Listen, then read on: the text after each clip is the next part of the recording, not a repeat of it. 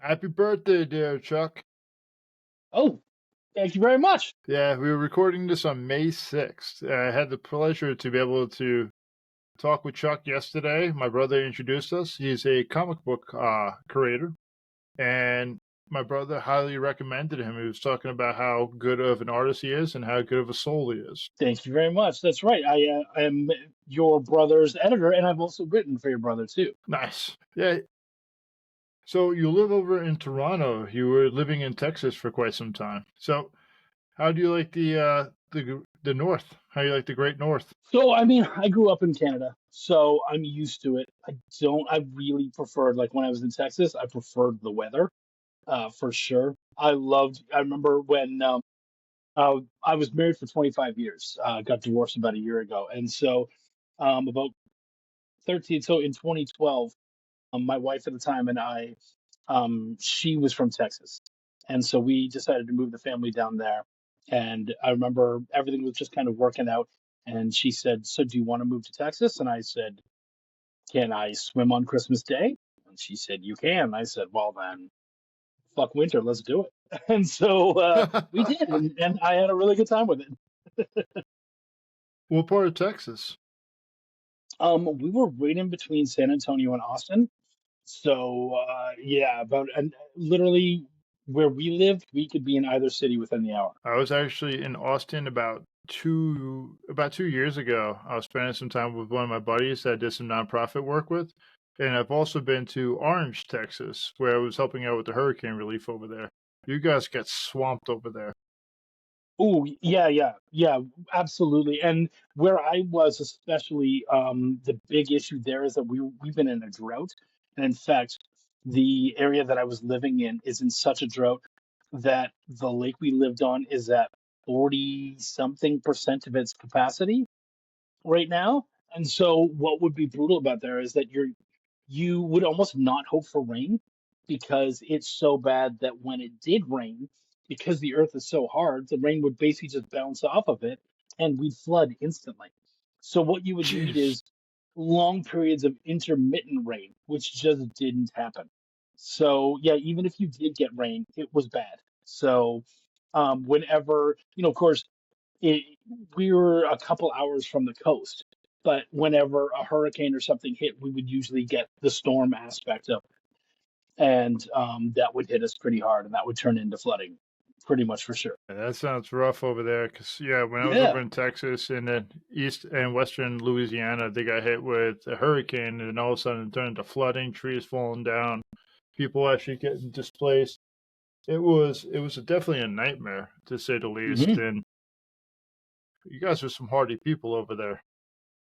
Yeah, they are, but they're good people too. Like you know, it was tough down there, but the people were great. I met so many amazing people and really made wherever I go, I tend to make friends and kind of create like a second family, so to speak. And the people there were no different. Absolutely wonderful.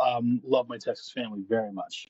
They were really supportive too. Yeah, it's Austin was actually pretty sweet. I actually considered trying to go to college over there, and I had to say I really like the vibe. It's keep it weird. So I was like, oh, that's awesome. Yeah, man, great city. My oldest lives in Austin, so I have a special place for that city myself. Well, thank you, man. I appreciate you being able to share that. So I'd like for you to introduce yourself and what brought you to this podcast and what does men's mental health mean to you?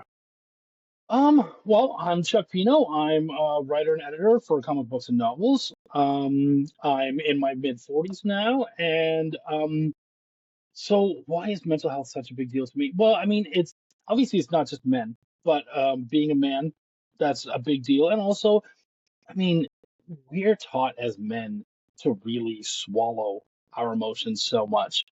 And so getting more in contact with that and being able to deal with that, it's a big deal. Like for me, my family has a real history of mental health issues, neurodivergency, that kind of stuff.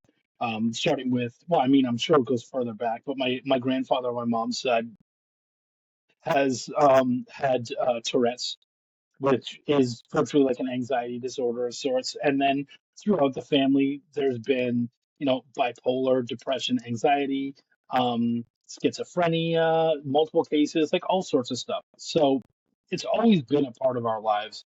And in the past, I would say like 7 years or so, since just before the pandemic, mental health concerns ended up being an issue for my children. And my oldest, we ended up finding out, was schizophrenic and bipolar, or I think they're manic. I'm not 100% sure now. Schizophrenic for sure. And then my middle child suffers from depression, and my youngest, they're still dealing with trying to figure them out. They're 15, but my youngest she's got autism as well as everything else. And for me, it came to a headway. I knew, we were going through a really tough time, the whole family, and a lot of things had happened. I'm sure they'll come up in this podcast, but a lot of things had happened. And then I took my daughter to get taken care of, to be, to be checked out, do a mental wellness check. And we went there, and they had this checklist that they were going through to kind of figure out maybe what her issues were, and what we could do with her. And so we're doing that. And as a joke, I decided in my head, I'm going to do the checklist too. And I start checking and realize, oh shit, I'm checking off way too many things. And so I immediately said, you know what? I think I need to do this too. And I did. And I, because of how bad I was at the time, I was diagnosed with severe anxiety and major depression, which is like the worst dynamic duo of all fucking time. But uh, but you know, I went in and dealt with it, and for the most part, especially when you're lower income, they're just kind of throwing drugs at you. There's not an awful lot they can do, but they were helpful. I was able to talk a little bit. I was able to kind of figure things out, and I would say that I do certainly have anxiety and depression, but definitely what I was going through at the time just worsened it and took it to the worst levels that they had been in my lifetime for me. It's like a triple whammy, everything all at once between your son, your daughter, and yourself finding out. And as a father, how did you take the news about when your kids were with bipolar and schizophrenia? Like, what were some of the thoughts that went through your head? I mean, luckily the thing about that is that it's not something that I could have done anything differently. Like, it really is a genetics issue. So it's not, you can easily blame yourself and be like, damn me and my genetics. But like, what was the option then? To just not have children? That wasn't really an option. And I love my kids, and I'm sure they'd rather be alive than not exist at all. So, you know, it sucks. It just meant you had to learn how to handle things differently, and there's a real learning curve to it, And we love our kids, and we want to be able to take all bullets for them, and that's just not possible, man. It's just not. And so all you can do is be there for them as much as possible, and try to be supportive, even when it's the last thing you want to do. It sounds like you just wanted to be a father and stand up for your kids, and you were looking at how to actually to be there for them, regardless of wherever the diagnosis is, and allowing that just to be. Whereas in the past, like one of the things I've actually been heard about and also like read about is that they've been having really good medication now to help people with schizophrenia and then also people with bipolar and making their lives a lot more manageable. Yeah, the issue really is that we were in the States, and we were in Texas of all states. And so it was really hard to come by. We just did not have the money. And that was another thing, is that we were just financially in such a rough spot. And so not only are you unable to get the stuff to help the family and all that kind of stuff, but you're also in a financial pinch. So you're, living week to week, paycheck to paycheck kind of thing. And so then to be able to try to afford that stuff, like, so for me, something you can know about me is I have never smoked cigarettes in my life. I've maybe had maybe puffed on 5 cigarettes in my life or something like that, like a very, very small number. You know what I mean? I would even go Hmm. so far as a joke as my ex smoked, and I would make a joke at work. And actually, it wasn't even a joke after a while, but like if I was really stressed out, I would turn to my manager and I would just say, "Hey, look, I'm starting to have a bit of a like I'm starting to have a bit of a freak out. I need a secondhand smoke break." And we would go out and she would have a puff, and I just kind of just take a breath and just kind of chill out there. And I found that it helped me a lot. And so, but still never took up smoking, and I've been fairly very anti-smoking. Not so much that I wouldn't say date and marry a woman who smoked or anything, but just I didn't want to do it, and I definitely didn't want my kids to have to deal with that either because I'd seen how smoking had affected my brothers and my mom and dad and stuff, and how difficult it was, and so I didn't want that for them. And we're so now it's the pandemic. My oldest has schizophrenia.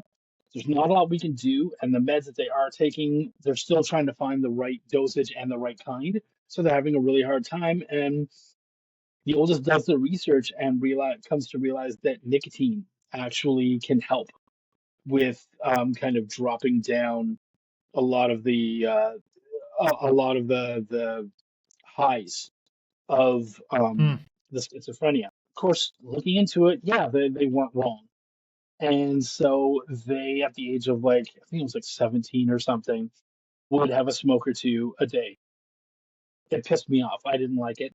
But then, like, if it's the only thing, if you can't afford to get your kid medicine, like, what else are you going to do, right? Like, they found a way, a workaround. I can't say no because in my mind, it's just like, I don't have an alternative. And if there was some kind of alternative, something that was better that could help them, then I would have been like, fuck no, you can't do that. Um, so that led them down to eventually smoking and stuff, and I was not a fan. And I think that made me very unhappy with my wife at the time because I just thought, fuck, if you didn't smoke, our kid never would have. That wouldn't have been an option. They wouldn't even have considered it. It's not like we would have just went out and bought them cigarettes. That wasn't going to happen. So, so yeah, I think part of that I just was really mad that was even a thing and how that happened. So, but the things that you do for your kids, you just do what you got to do. Yeah, ethically, you're not for smoking. You understood that your wife smoked. You understood that it was helping out your daughter. You were just trying to give your daughter a chance to be able to live somewhat of a normal life, even if, and then being in Texas, of like you said, of all states, it's being financially strapped. You're not able to be able to take care of your family in a sense, and kind of feeling helpless. So you went against one of your, kind of would say, like an ethical dilemma that you had with yourself, and you put your own general biases to the side to be able to comfort your daughter's needs more than actually what your bias is. And then even then, you're still annoyed because the thing that you feared the most, again, you weren't able to help your daughter with it. It just sounds like you're just trying to be that father, just that loving dude, just to be there, and you're struggling with your own shit. Yeah, yeah, that's exactly it. Yeah, it's hard, man, because you got hit with the whammy yourself with the depression, the major depression, and then like severe anxiety, and then you're all of a sudden like, "Whoa, I can't even actually start to process this. I gotta still jump into dad mode. I gotta be there for my kids." Yeah. Well, and so I guess going back a little bit. Um, so I have 3 kids, um, and the oldest one is the one with schizophrenia, and we found out about so they were going through a really tough time, and they were already LGBTQ at that time. They had come out as bi, and didn't mean anything to me. Like it wasn't an issue for me or my wife at all because for us we're very gay friendly. I make the joke. So many of my family members are gay that I'm a quarter gay on my mom's side. Like um, so it didn't bother me. I was like, good for you. If that's who you are and that's what makes you happy, that's fine.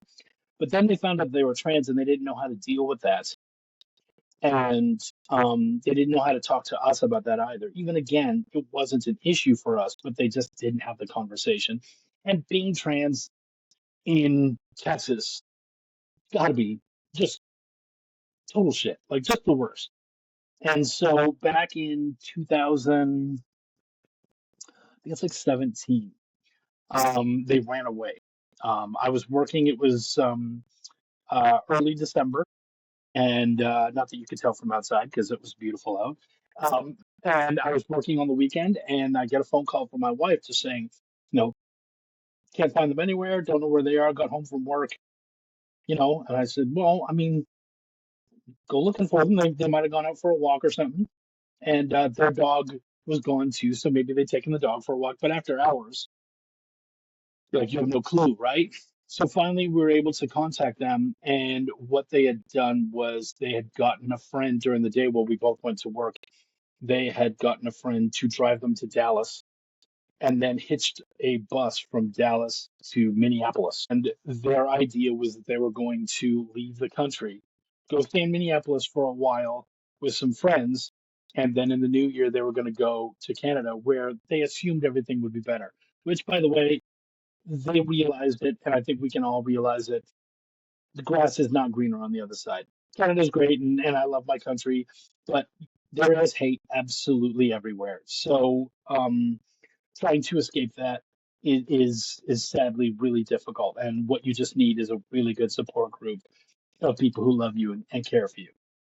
And so they ran away, and and they were like 16 at the time. So you just never imagine that you're going to have a 16-year-old. We never had any runaway stuff in my family or anything like that. So I just never envisioned it.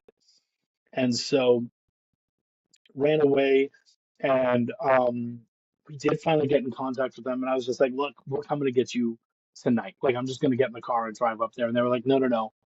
I'm going to be with my friends. I'm going to stay here. Can I stay here for a week with my friends? And will you come get me? I guess. And again, they didn't want me to come get them. They thought they were going to get over the border. But then once we start having the conversation about going over the border, I'm like, oh, so you have all your paperwork, right? No, but I am Canadian. Okay, but they don't know that.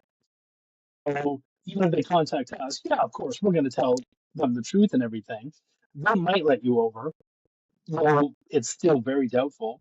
But then you brought your dog with you. Do you have the dog's paperwork? And she's like, No. And I was like, so they're definitely not going to let the dog over. So you're going to have to leave the dog behind. And so at that point, they're like, "Oh crap!" I'm like, "Yeah, like you thought of a lot. And you're very smart and stuff, but you're not gonna make it. So we're gonna come up there and get you." And so my wife and I, we did the drive, and we had basically 3 days off. We had Monday, Tuesday, and Wednesday off, and then we both had to work again on Thursday. So the Monday we got up at um about 5 or 6 in the morning and just headed straight up. And we drove all the way across the country straight up. And by about 2 in the morning, we were in Minneapolis. And I remember on that drive, this shows that my wife and I learned something fundamental about the two of us. Even though we've been together for a long time, you don't really notice stuff about your partner. And so I've always been a very positive guy, even when depression's hitting me and stuff. I try to find the silver lining. I try to do whatever I can. And I remember talking with her, and I said, when we get there, what do you think the chances are that she's there waiting for us? And she says, I don't know, like, I don't know. And I said, I'm thinking it's like 70-30. And she goes, yeah, yeah, yeah, yeah, I like that, 70-30. And I said, oh, okay, cool. She goes, yeah, yeah, yeah. I said, that's not bad. We're both in the same position. 70% chance she's going to be there. And she went, oh, no, no, no. 70% chance she won't be there. 30% chance she'll be there. I was like, what? Like, how could we be so fundamentally off on that? And it turns out that my ex can be a very negative person, and it's not near as hopeful as I am. And I think a lot of what eventually made me fall apart was that I was kind of holding up everything on my back. as far as holding up the morale. And that's something that I've always kind of done.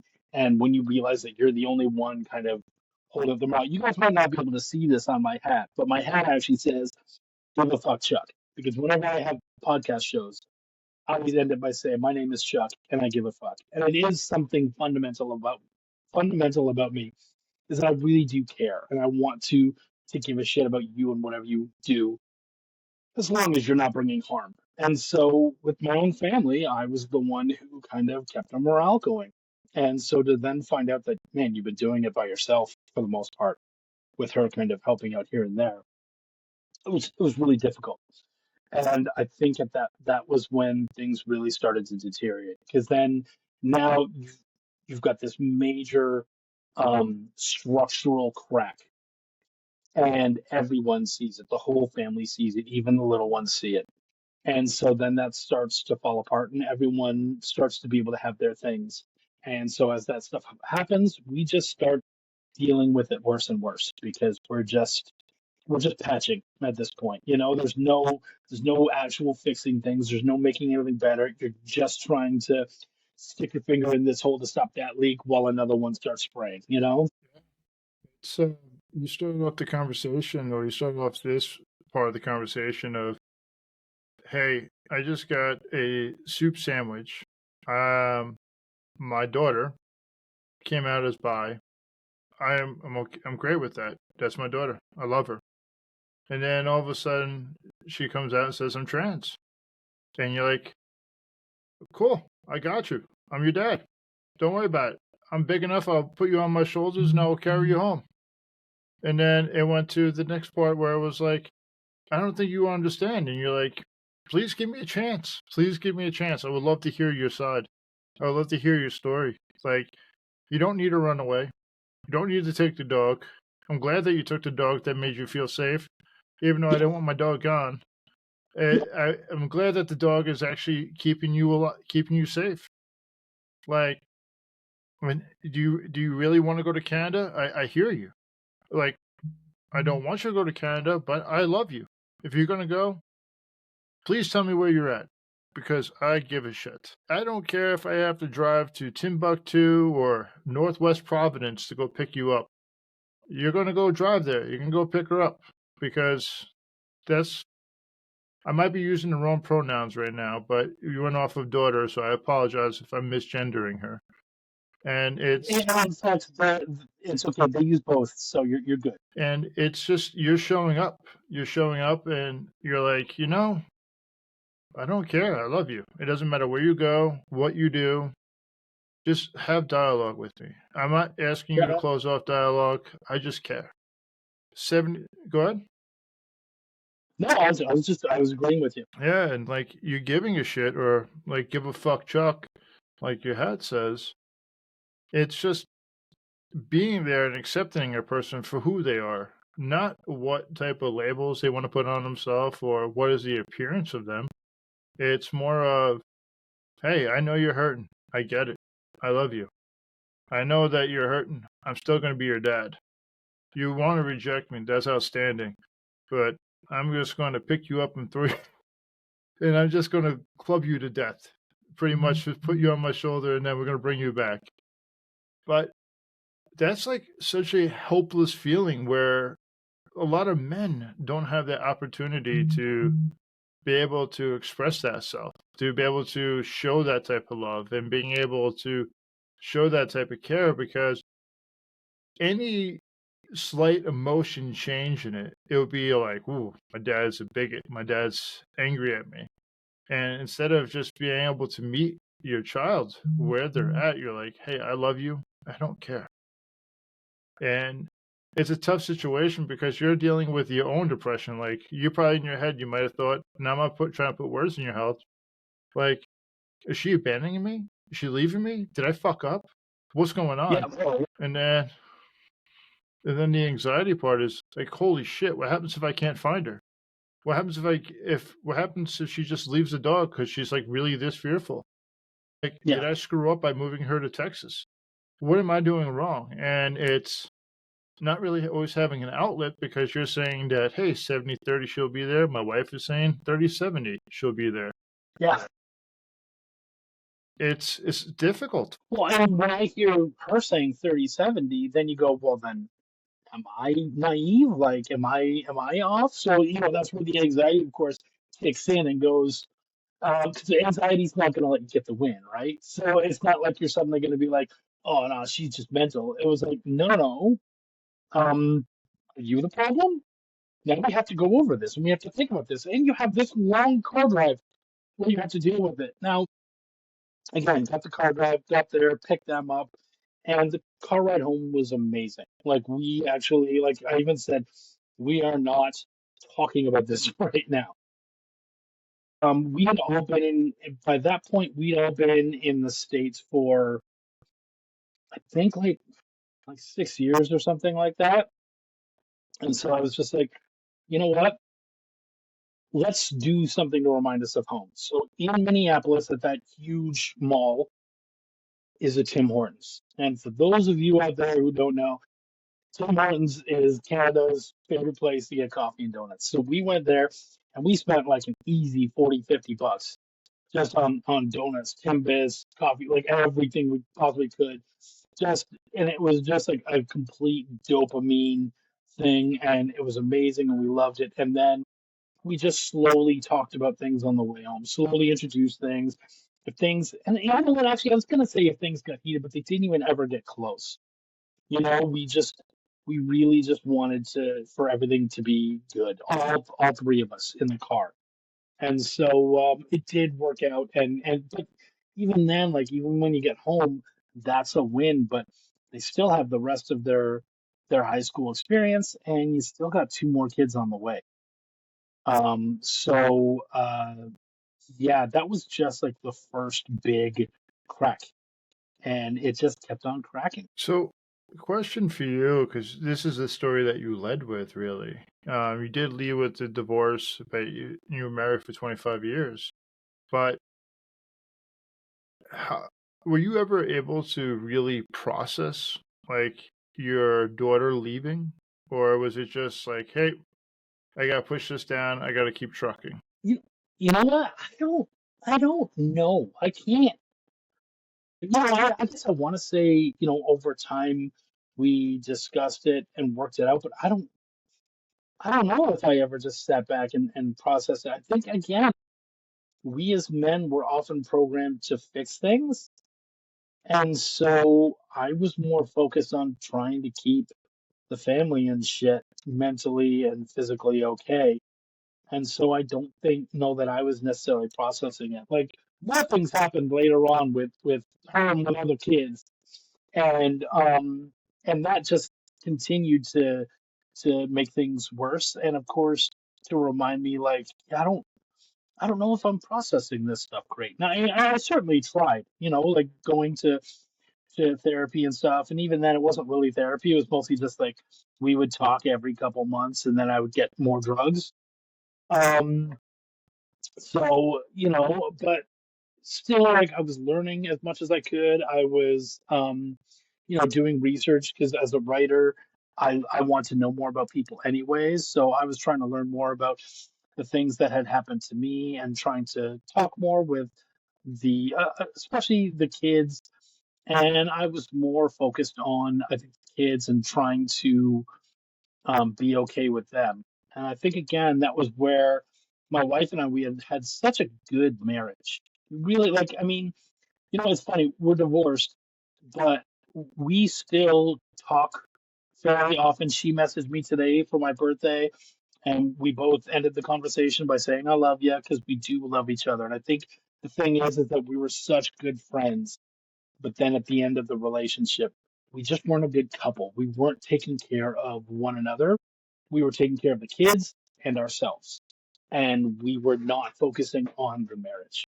And that I think that led to the downfall. I What I call it is actually emotional currency. And Mm. when both people start pulling away from the piggy bank and they're not replenishing it, and it's like the replenishment could be, hey, I'm doing self love, doing self respect, and doing self care, and then I'm able to show up more for this person, be able to sprinkle in it. But the problem is that when we keep deducting from the emotional currency, emotional piggy bank, it's like yoink. It's like taking handfuls while we're only dropping coins in. It's almost like going to the star machine and then just dropping off a bunch of coins, and then all of a sudden it's like, where did everything go? And we're only just sprinkling it out of our pockets. So it's Yeah, well, good. I think at one point we broke open that piggy bank and it was just filled with a bunch of IOUs, and we went, "Oh fuck." Yep. But I think about that with a lot of relationships because realistically, when we think about relationships, we emulate our parents, we emulate the TV. And it's easy to say that we are in a plastic society or a microwave society where, hey, just throw it in the microwave and speed it up, boom. And that's usually where sex comes in, dopamine releases. You're not really connecting to the person one on one. You're more physically attracted to them. Then all of a sudden you're adding other stressors and you're like, oh, I'll put this other stuff to the side. We haven't been actually been able to build this. We're trying to juggle Yeah, everything and hey, hopefully learn how to ride the bike or build the bike while we're riding it. And eventually what we were doing as parents is that we're like, hey, uh, I love you, but I need to give my shirt off to my daughter. I need to give off one pant leg to my son. And then all of a sudden both of you guys are naked and then you guys are not even able to build together. Everything is stripped away. And as a father, from what it sounds like, you wouldn't trade any of that for the world. yeah, no, no, you just keep going, man. Yeah, it's you're a very genuine dude, man. Like you can just No, hear it in your stories and about how it's showing up and it's not about I guess what I'm hearing is not about like what is going on, it's just about showing up and caring. And I feel like a lot of times with men, we have been shown how to care about one way, and that's usually by providing. And it's we at least in my family, we weren't really taught the how would I say this? The way of actually understanding patience. When I remember holding the light over my dad when he was actually working on a car. Hey, over there. What does over there mean? It's not like being able to help me understand. But my dad, in his later years, he showed me the same type of love that you was talking about. He was rough around the edges until he wasn't able to. And I'll just share this quick story because I don't really share it that much. I was graduating MCT, which is Marine Corps Combat Training, over in North Carolina. My dad drove down there from New York, and he picked me up. And I was so tired, and I could have just took the bus over there, but my dad wanted to drive me to the airport. As soon as I got in the car with my dad and my mom, I fell asleep. I was asleep right before, and then when I got to the airport, my dad was like, "Hey, wake up." He didn't give me shit about it. He didn't give me grief about it. He was just like, "Hey, I'm glad to actually have you in the car and you're safe." And my dad might have been rough around the edges when I was a child, but you could just tell about the actions of a man of how they're trying to protect and actually give in the way that they know how or they're limited. yeah, So, yeah, we're uh, not trained to do that to take on that role. So it's something that we have to learn and figure out for ourselves. it's then that's a difficult part because when we're actually getting diagnosed with, say, for me, mine was PTSD, depression, and anxiety. And then all of a sudden, I felt like there was so much shame and stigma behind it. I'm like, how do I tell somebody I have PTSD? Like, I remember when I got first diagnosed with it, I thought it was like the common cold. And then all of a sudden, I was like, nope, it was bleeding into a lot of relationships. And how does self care look like? How does even talking about this look like? Because you talk about it in an echo chamber. For you, you said that, oh, I see a person, they prescribe me medication. Cool. Try to learn as much as from them, doing research. But I don't know if you were one of those people, but I know I sure wasn't at the time where, hey, I'm struggling, bud. Help me. But Yeah, and I wasn't really asking for help so much. I tend to be the guy who I give help because it makes me feel better. And so it's like if I keep helping other people, then I won't notice that I'm drowning too, you know? And so that's kind of where I was, and that's I really played into that give a fuck Chuck mentality in so many portions of my life. And so you just keep bailing other people out until suddenly you realize, oh shit, the water just went over my nose. Like, fuck. And that's when the implosion comes or the explosion comes. And it's interesting. So I referenced this on past podcasts where Carl Jung talks about if you really love people, you be the best version of yourself for everybody. And you be the most authentic person so you can be able to give from your cup. And it's something you was talking about. I struggled with it was accepting help from other people because hey, I'll give it to Mm, you, but then I'll start being a little bit resentful when I'm not receiving it. But then at the same time, it's like a power dynamic. If I'm the one giving it, that means that you can't hold it over my head. You can't actually control yeah, me, and I don't owe you anything. that's the big one, right? I don't feel like I owe you anything. Yeah, Even though that you're giving from yourself, it's not to for them to owe you. It's just so yeah, that that's what how you want to give and love. But that's also you're denying other people's loves. But that's also hard for us to understand.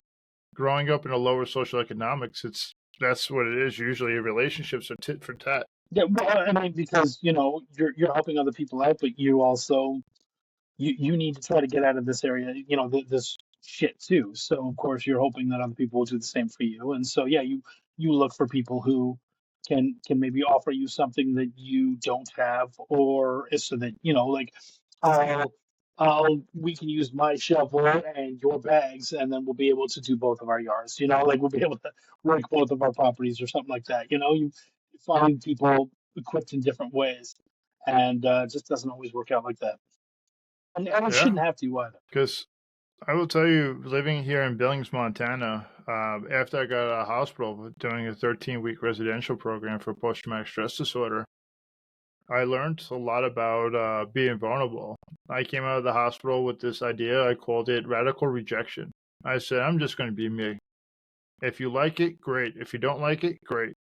I just don't have to keep wearing a mask for you. And when I actually did that, I started learning also about the 5 languages of love. And then I had the inverse understanding, which was some people do acts of service, and that's the love language.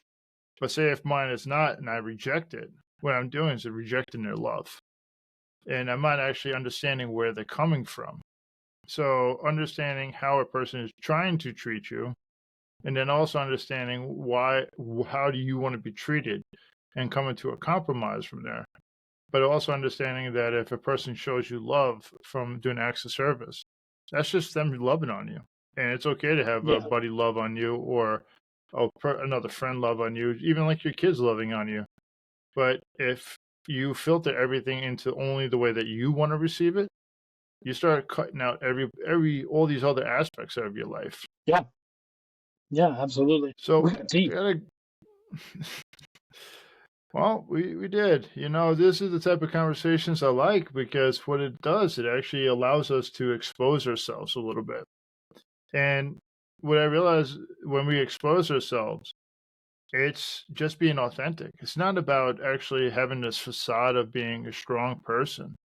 That vulnerability is strength. And if there's a little kid that listens to this, or there's a father or mother, and they're able to take these perspectives and be able to say, I never thought about that. That's great because like we never really think about the people that are impacted by a mental illness. Like you said, your kids and having a mental illness. And then all of a sudden it's like, whew, how is the parents actually handling it? Because we think about just the person that has the disorder instead of being like, they're doing their best job to hold them up. But can we just throw like a little bit of an extra support behind them? How are they learning how to Yeah, process this? Are they burning on both ends? Are they understanding what self care is? And it's a lot of these, we kind of forget about things. We forget about everybody else's support systems. yeah. So to go to something like, go ahead. No, no, no. You're good. You're good. Let's do what you were gonna do. So I was going to bring it to something where a little bit lighter. So you got to being an editor, and you said that you like we were joking around before. I said I'm kind of hitting my midlife crisis, and you said some people would say you're Mm. hitting your midlife crisis. What what compels you to become an editor, and how long have you been actually dampering this dream for? And when do and also the last question to it was when did you start wanting to becoming an editor? So that's the funny thing. An editor was never part of the dream. I always have been a storyteller. Like everything that I've done has something to do with story. I love telling stories, reading the stories, like just being you know, TV, movies, every single um medium possible. I will soak it in. I love story. And so I always wanted to be a writer, and I did it a lot. And then come to what was it, like 2015, we moved, and I got the opportunity to be a writer for this local guy who was doing comics. And so I started working with him, and also because he was writing too, I was kind of editing his work a little bit and helping out in that regard. And what ended up happening was he tried to do this Kickstarter, and the amount of money that he was asking for was way beyond anything we could make. We were new to Kickstarter, we didn't understand it, and so we just failed huge. And so after that point, um, started to get it back together again and tried to fix things. And I realized at that point, if I'm going to get anything done, I need to be more than just one thing. I need to be utilized in lots of different ways. I need to be useful to the community. And so I started podcasting, reviewing, being a cheerleader for other people's stuff. And then at one point, someone said, "Hey, I need an editor for my book," and I thought I can do that. And so I started editing for this one guy, and he was really, really good dude, really helpful, and really helped to get me into the reviews and the podcasting and all that kind of stuff. And so then from there, I started to become known a little bit as an editor and really started to kind of wave that flag. And I realized most most indie books start with a writer. So very few people are actually looking for writers. You can throw a rock and you're going to hit a writer. Even the artists can write, but editing, not so much. And so that meant that I could then go and learn about all the different stuff, and started figuring out things that I could learn and do in order to be more useful. And so that really got me into the community and really pushed me forward to a place where I began to be known pretty well, actually. You sound like you, even in your job, your occupation, or kind of sounds like your kids too, the way you spoke about them, is that you're a gap filler. You're a supporter. You're like the Scottie Pippen of the Michael Jordan.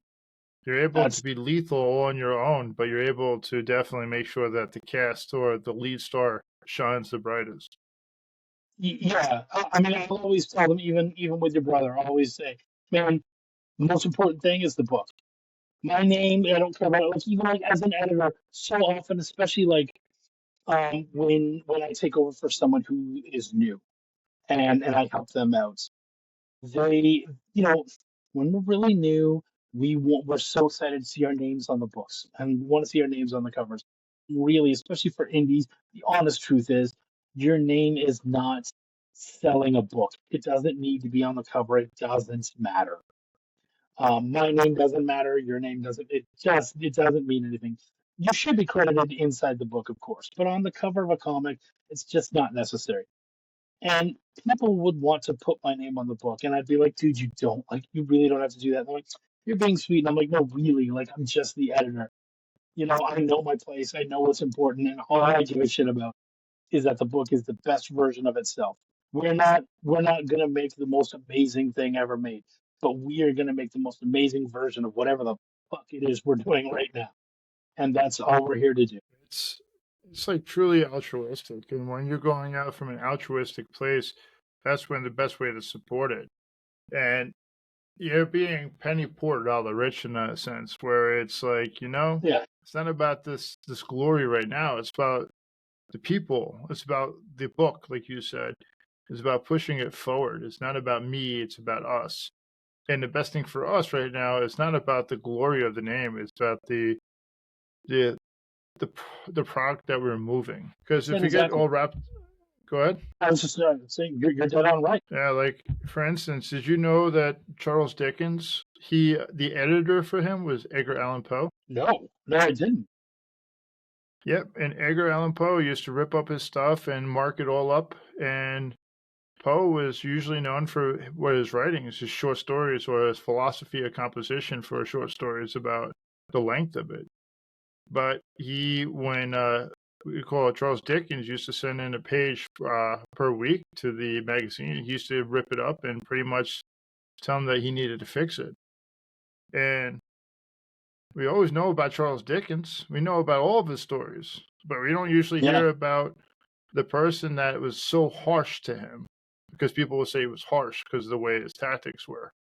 But he made him better. and for me, that's not how I do things. I have no interest in being. If you need someone to bully you and come at you, I'm just not the guy. So they're like, nah, pick someone else. There's a lot of people out there who would love to treat you like shit. I'm just not gonna be that guy.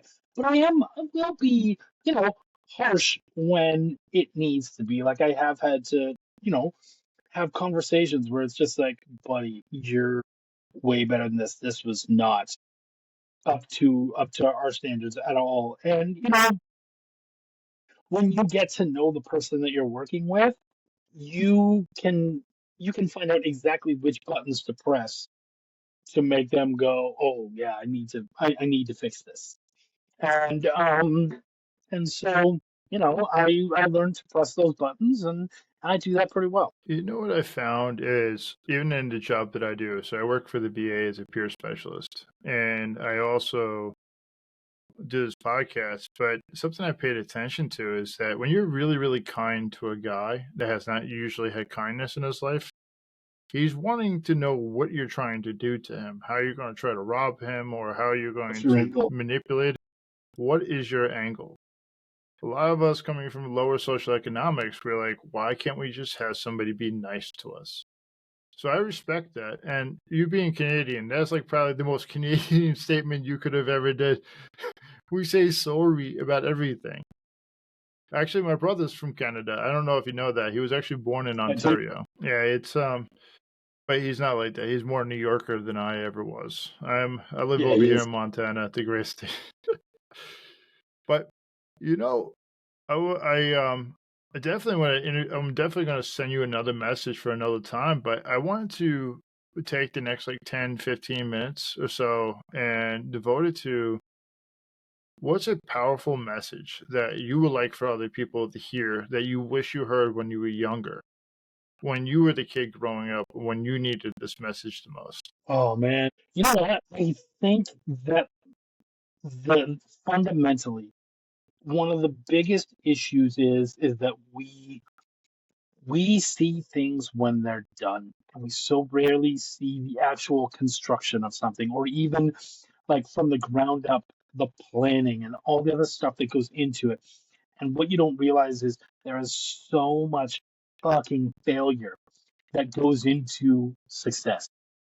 And I really wish I had been a lot more okay with failing and and being able to ditch that shame right away. I think one of the biggest lessons I learned, and I well, I have a right around when I learned it too. I learned it just as I was entering 30, and realized at that point, you know what?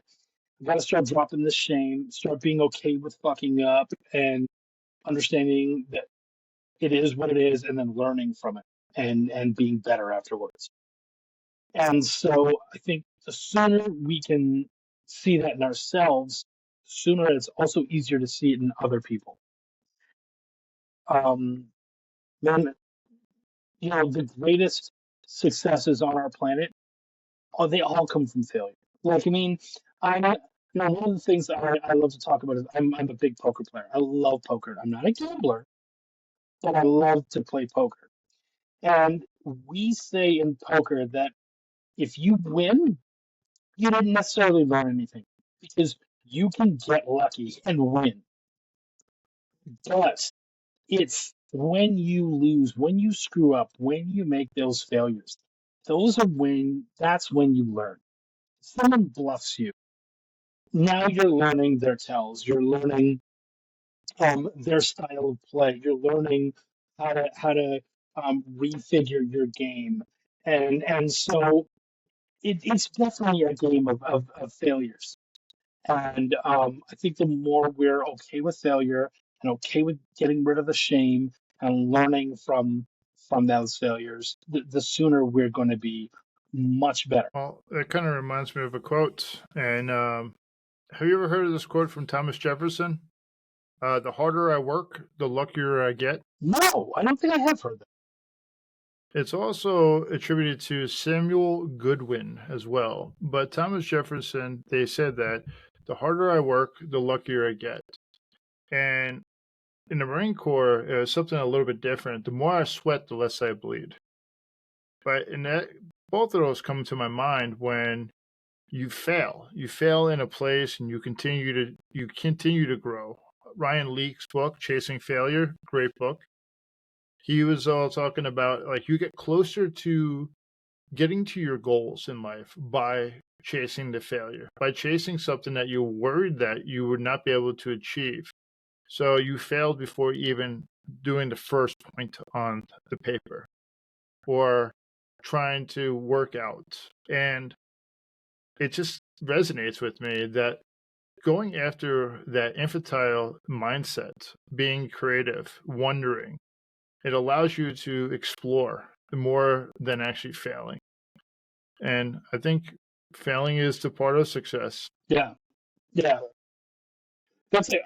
Because I edit, I talk with a lot of creatives, and I've worked with a lot of first time creatives, and they hear things like, I mean, I have now I've got over 100 credits easily, and so they'll be like, like, you're a better writer than me, and I'm like, you don't know that, you haven't read anything I've written, so that's not true. And I said the only difference between, first off, that better than bullshit is stupid because it's a creative thing.